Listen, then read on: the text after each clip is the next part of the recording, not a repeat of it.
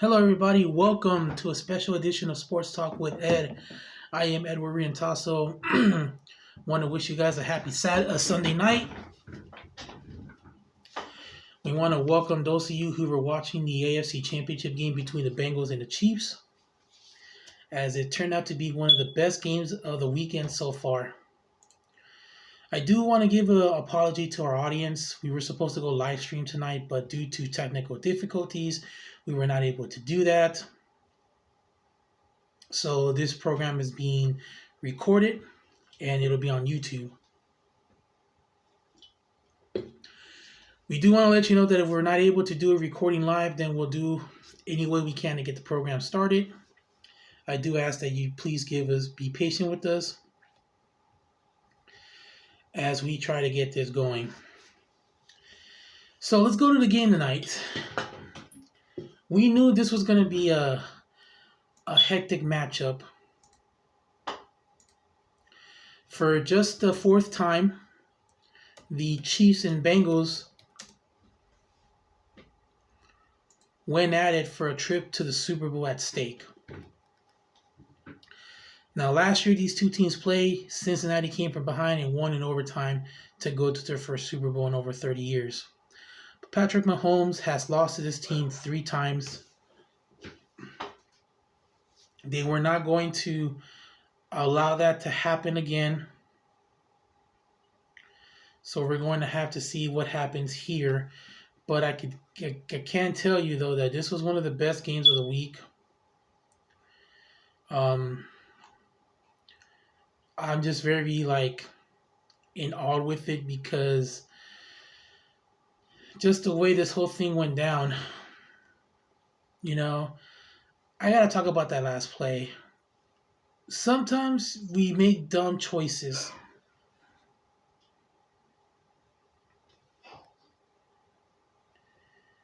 What I'm talking about was the last play with 30 seconds left. It was 3rd and 4 from the Cincinnati 47. Mahomes scrambled to the right side for 5 yards, and he was hit out of bounds. And that drew 15 yards. And that got the Chiefs to kick the game-winning field goal.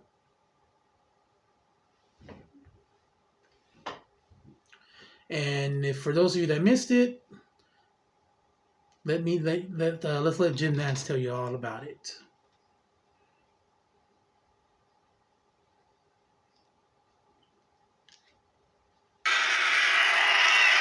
For 45 yards, all the way, it's good.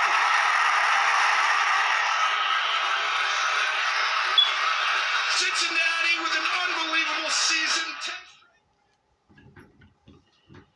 10 straight wins. You edged out a tough Baltimore team. You go to Buffalo and beat one of the favorites to win the Super Bowl. You play the team that had that tragedy in Cincinnati a couple weeks ago, that they were very motivated by their fallen comrade, and you go to their hometown and beat them. But then you lose it on a bonehead play like that. I can't judge for the Bengals because they've had those issues before. And I can give you an example why.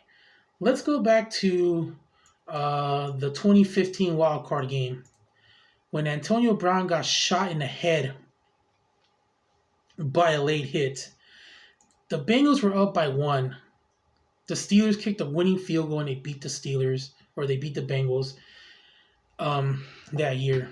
Let's go to the Super Bowl last year. Let's go with 4 flags in the red zone, followed by a Matthew Stafford pass to Cooper Kupp. That set up the winning touchdown. They lose 23-20 to the Rams. Now let's go to tonight. The mistakable hit out of bounds with 39 seconds left. It's one of those plays where you got to think outside the box and you got to realize that, you're making the right moves. Sometimes you got to play smart. And sometimes you gotta realize, every mistake counts. And this is what makes me impressive. Patrick Mahomes was not 100% in this game. He put together one of the toughest performances in the history of the franchise. In the first half, he went 13 of 19 for 165 and had the touchdown. He gave the Chiefs a 7-point lead at the half. The largest margin of this game was 10 points.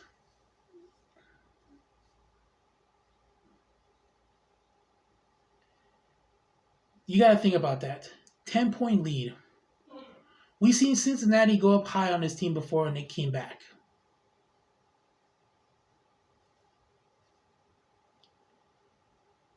Mahomes seemed to be a little bit bothered by that ankle sprain suffered against the Jaguars. And also he appeared to may have gone hurt in the second half when he's rolling out. And this is what I was saying on Friday's show. The other players had to step up.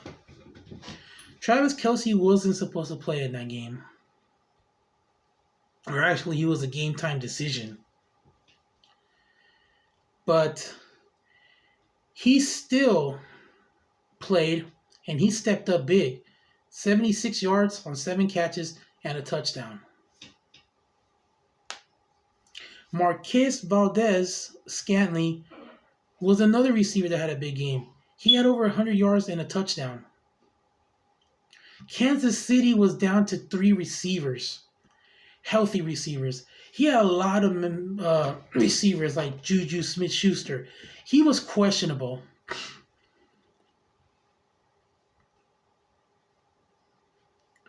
But Mahomes is still Mahomes, and he's still dangerous.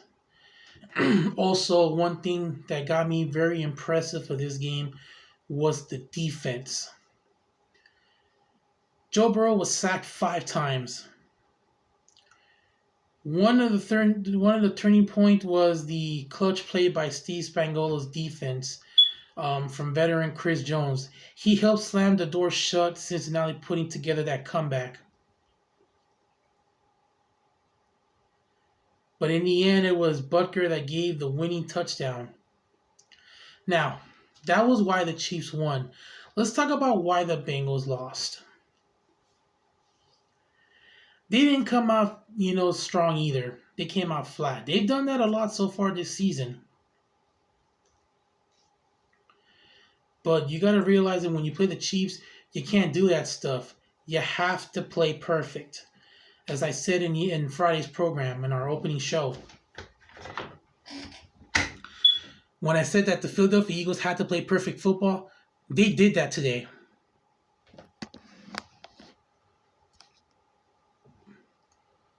Cincinnati had to punt the ball after 5 plays. The first quarter, they didn't even have any offensive production.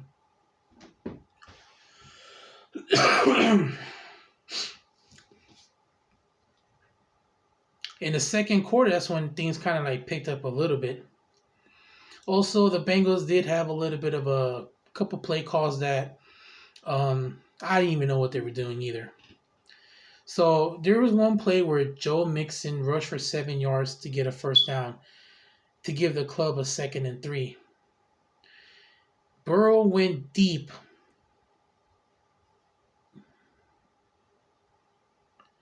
And he got picked off. I know you want to throw the home run ball sometimes, Joe, but, and things like that, when it's very close, you don't want to do those deep balls right away. You want to kind of give your offense a rhythm, then go for the deep play. But in this case, that was one of those questionable calls. And there was a lot of them. You talk about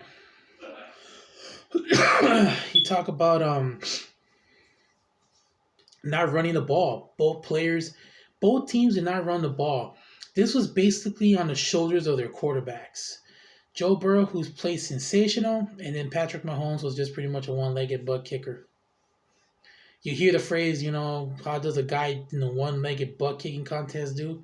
Ask Patrick Mahomes, because he was basically on one leg tonight. Then the defense of the Bengals, I mean, you just can't figure it out.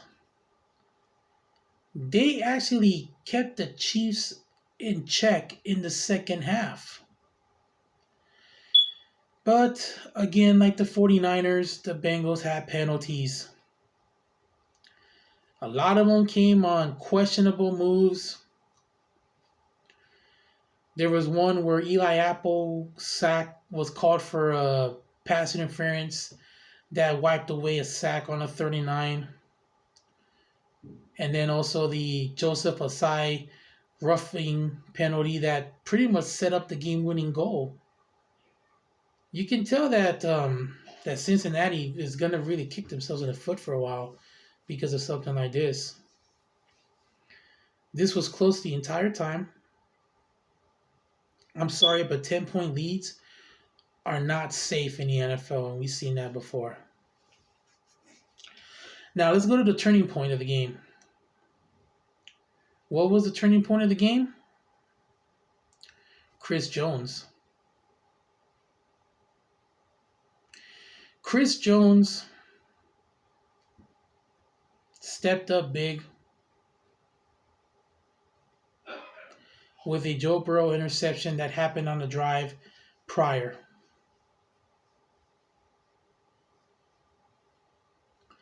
This was the drive that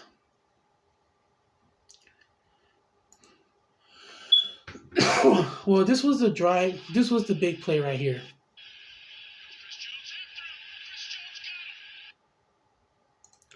It was a 3rd and 8 play. Bengals were going to go deep. Chris Jones sacks Joe Burrow with 39 seconds left. That was a key play right there that set up the winning score. Another moment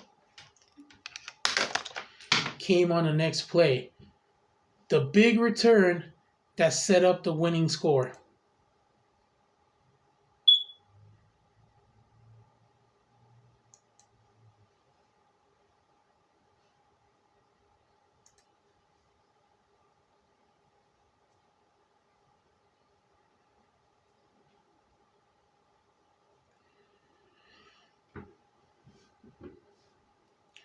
Sky Moore I'm actually having difficulties here.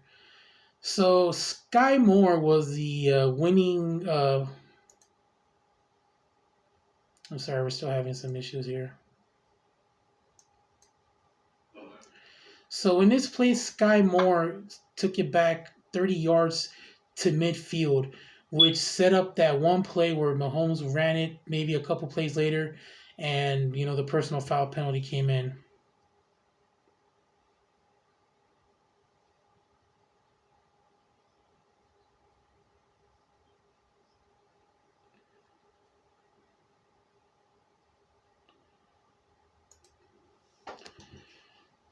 But that play was pretty much a key factor on that drive that the Chiefs got the winning field goal. In the end, it was a 23-20 Chiefs victory. Patrick Mahomes finally silenced his critics. Even Orlando Brown after the game was saying, he needs to get his respects. But one thing that really got me a little bit triggering was what Travis Kelce said.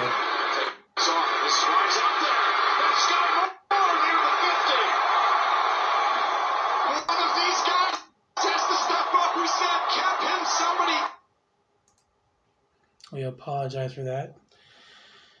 So that was a key play right there. But what got me a little bit triggered was what Travis Kelce had to say to the Cincinnati mayor. Apparently there was a bit of a back and forth verbal jab. But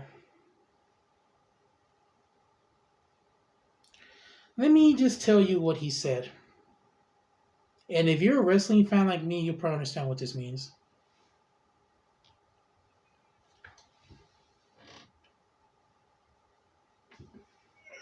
Know your role and shut your mouth, you jabroni. Cincinnati Mayor. Know your role and shut your mouth, you jabroni. Know your role and shut your mouth, jabroni. Wonder if The Rock was out there listening to that. I'm surprised there hasn't been any tweets from the Great One.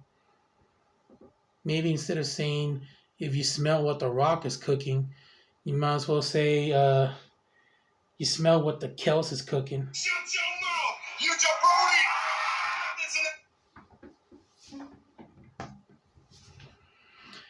I've never seen a verbal jab like that before, and I've been a fan of this game for so many years.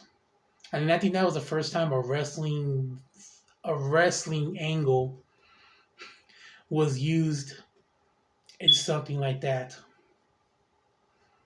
Way to go, Cincinnati. Not only did you lose your chance to go to another Super Bowl, but you got schooled by the guy that's mimicking the most electrifying man in professional wrestling today, The Rock. I wonder what the tweets will be tomorrow. Hashtag Kelsey People's Champion, or you smell what Kelsey's cooking, or respect Mahomes' house. Even Patrick Mahomes was very satisfied about winning. Even Kelsey went on to say, Joe Burrow, I'm not going to say it, but, you guys can put it in your mind. Yeah, there was a little bit of exchange afterwards, but, hey, when you lose to a guy 3 times in a row, he beat you on your home floor last year, of course that's going to have bad feelings.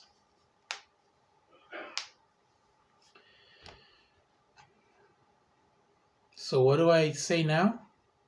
Super Bowl 57. When we come back, we'll talk about Super Bowl 57, the Chiefs and the Eagles. Some will say this is the Andy Reid Bowl. We'll see about that. We'll come back right after this.